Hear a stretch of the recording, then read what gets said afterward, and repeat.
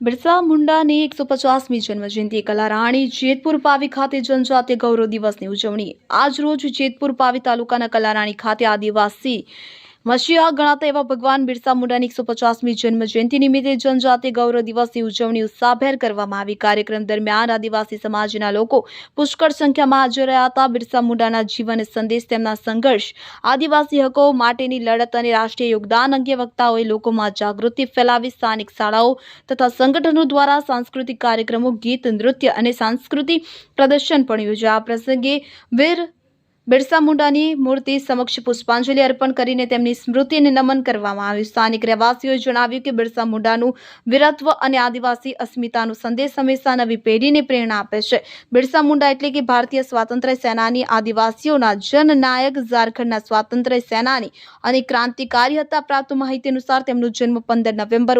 1875માં ઝારખંડ રાજ્યમાં આવેલા રાંચી શહેર નજીકના ઓલીહાતુ ગામમાં સુગના મુંડા અને કરમી હાતુને ત્યાં થયો હતો। તેમજ બિરસા મુંડાએ 9મી જૂન 1900ની સાલ રહસ્યમય રીતે રાંચી ખાતે કારાગારમાં અંતિમ શ્વાસ લીધા હતા। Bureau report, Imran Mirza, Chhota Udepur.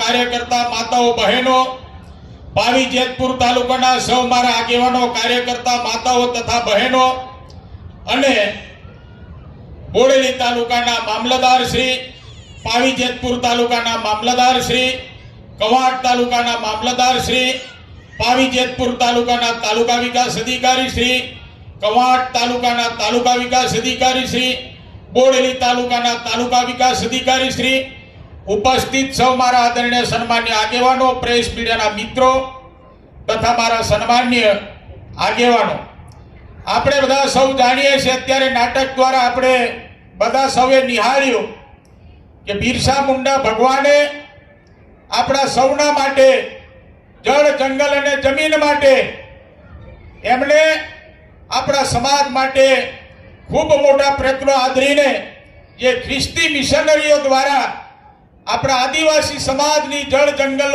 જમીન ઉપર જે હકો હતા એને નેસ્ત નાબૂદ કરવા માટે એમને ખૂબ મોટા પ્રયત્નો કરીને આપણને અંગ્રેજોની સામે લડીને આપણને હક અને અધિકારો આપ્યા એવા બિરસા મુંડા ભગવાનને આપણે આજે સૌ સત નમન કરીએ, તેઓને સાચી શ્રદ્ધાંજલિ આપણે અર્પણ કરીએ।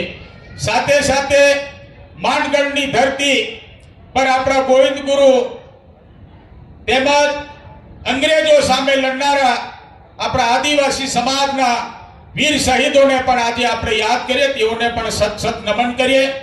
સાથે સાથે જાંબુ ઘોડાની ધરતીના આપણા આદિવાસી સમાજના નાયકા શહીદ વીરોને પણ આપણે આજે યાદ કરીએ ને તેઓને પણ સત નમન કરીએ।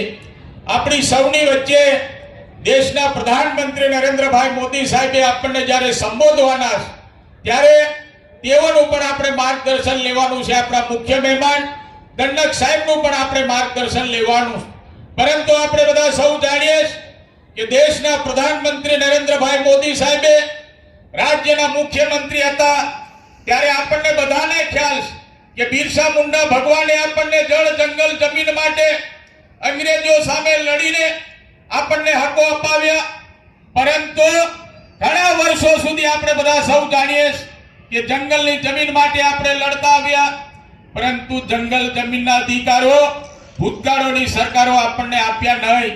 પરંતુ દેશના પ્રધાનમંત્રી નરેન્દ્રભાઈ મોદી સાહેબે રાજ્યના મુખ્યમંત્રી હતા, 2005 સના કાયદા અનુસંધાને આપણને જંગલની જમીનો આપણને મળી। એ જંગલની જમીનોને સશક્તિકરણ કરવા માટે આપણા આદિવાસી ભાઈઓ જંગલની જમીનને સિંચાઈ દ્વારા ખેતી કરીને આગળ વધે એના માટેના આશીર્વાદો પણ આપણને દેશના પ્રધાનમંત્રી નરેન્દ્રભાઈ મોદી સાહેબે આપણને દીધા। ત્યારે મારે આજે સૌ આગેવાનો, કાર્યકર્તા ભાઈઓ, માતાઓને કહેવું કે અનેક